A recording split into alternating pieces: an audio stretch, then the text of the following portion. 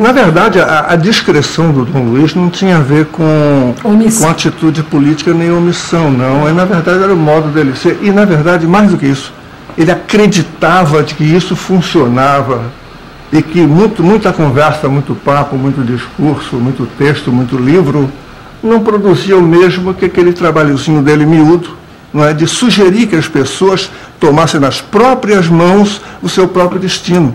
A grande pedagogia dele era essa. E ele já tinha na cabeça formar a Comissão Justiça e Paz da Arquidiocese como um grupo de classe média que pudesse ter mais facilidade, mais espaço de comunicação. E um belo momento chamou João Batista Erkenhoff e depois me chamou, e depois acho que chamou Rogério. Um a um ele fazia questão de dar o seu toque pessoal. Ele um dia chegou e disse: João Batista, como é que é? Está gostando dos textos que eu estou mandando? Ele disse: estou. Então, nós estamos pensando, já que a justiça é um valor essencial do Evangelho de Jesus Cristo, eu estou pensando em fundar em Vitória uma comissão de justiça e paz. O que você acha? Eu disse: uma belíssima ideia. Aí ele continuou: eu queria convidá-lo para fazer parte dessa comissão, né? Eu disse: perfeitamente, aceito, né? E aceitei, né? E aí ele foi preparando, convidando outras pessoas, né? Mas eu comecei aí, então, a abrir o olho para um outro mundo que está aí, um social, que o próprio Dom Luiz começou a me mostrar um pouco diferente. Como é que a gente devia olhar para essa sociedade que está aí? Ricos, pobres, empregados, desempregados, né? Dom Luiz lidava com as coisas de receber grupos de grevistas ou, sabe, comissões que vinham dos próprios movimentos sociais para conversar com ele. E ele dava com isso tudo com muita naturalidade, embora firme, embora sempre numa postura muito digna.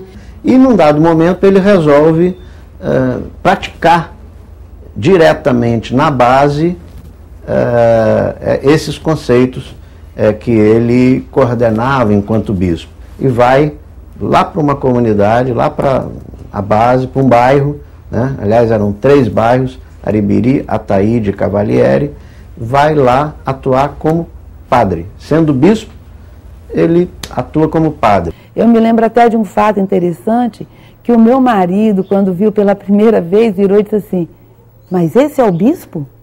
Porque até então, assim, daquele jeito simples dele, ele jamais imaginaria que o bispo poderia ter um jeito assim tão simples e estar tão perto, tão próximo da gente. A primeira impressão foi logo muito boa e ele logo engrenou com o grupo que nós tínhamos de reflexão e foi daí para frente, foi uma amizade, uma integração durante muitos anos, né?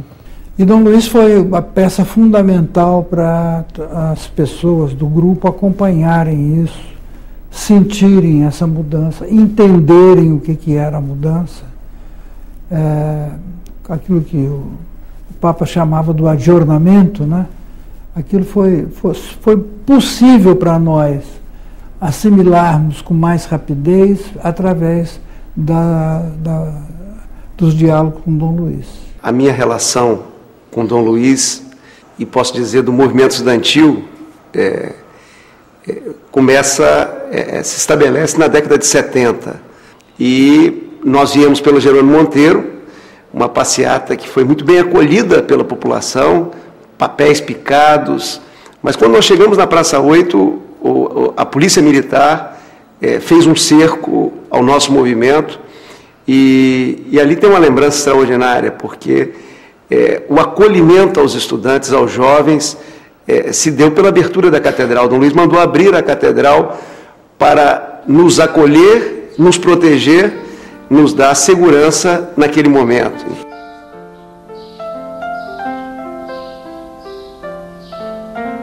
Naquele verão de 79, houve uma inundação trágica e com diversas cidades ilhadas.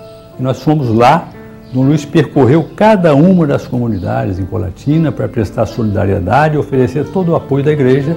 E o movimento estudantil, na época, eu já era presidente do DCE, o movimento estudantil se colocou à disposição para recolher esses alimentos nos bairros, nos prédios de apartamentos, nas portas de supermercados. Quer dizer, a juventude foi para o aeroporto descarregar as doações que chegaram do Brasil, particularmente de Santa Catarina, é bom lembrar isso, né? Ele articulou politicamente as lideranças para que pudesse ajudar as pessoas, dar um apoio para aquelas pessoas, não só no aspecto físico, quanto no aspecto espiritual.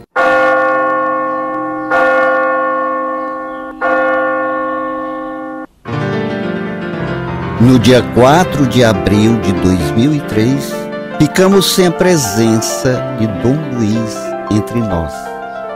Em 2004, o governo do Estado do Espírito Santo instituiu o Prêmio Dom Luiz Gonzaga Fernandes para prestar homenagem e dar luz aos ideais desse grande homem, mestre de fé, humildade e civilidade, que dedicou longos anos de sua vida ao povo da nossa terra. Esse prêmio se reveste de grande relevância política, no significado genuíno da palavra política, que é a arte, a ciência, a técnica, a dedicação e a generosidade para construir uma sociedade onde todos possam viver com dignidade, harmonia e justiça. Anualmente, pessoas e entidades que promovem a dignidade humana e defendem os direitos das pessoas são distinguidos com esse prêmio e apontados aos capixabas como exemplo a serem seguidos por todos. Ele era um homem que tinha assim meia palavra não, ele era uma pessoa importantíssima e por isso a igreja cresceu naquela época, porque ele demonstrava confiança nas pessoas, né? Então ele conseguia ouvir muito, ele conseguia provocar, então ele era também um grande educador. Então uma pessoa extraordinária, um grande pastor, uma pessoa de oração. Mas um cristão não é apenas aquele que reza, né? Um cristão é aquele que põe a mão na massa pela transformação do mundo, né? Então acho que Dom Luiz contribuiu muito para essa consciência, né? Para mim ele foi um marco em toda essa experiência que a gente tem hoje aqui, desenvolvida.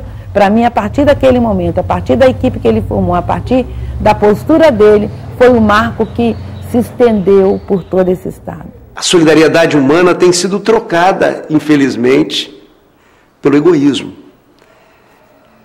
A compaixão tem sido abandonada muitas vezes por uma prática do individualismo. Então, celebrar a passagem à vida de Dom Luiz significa também fortalecer esses valores caros à caminhada civilizatória. A cada homem, a cada mulher, meus irmãos, que encontrei nas andanças da missão, um pedido final. Guardem apenas e cultivem da melhor forma o bem que talvez lhes fiz. Esqueçam e perdoem algum mal que pratiquei. Perdoe-me também por não saber despedir-me. Afinal, acostumado à discrição e ao escondimento, nunca fui de manifestações ruidosas.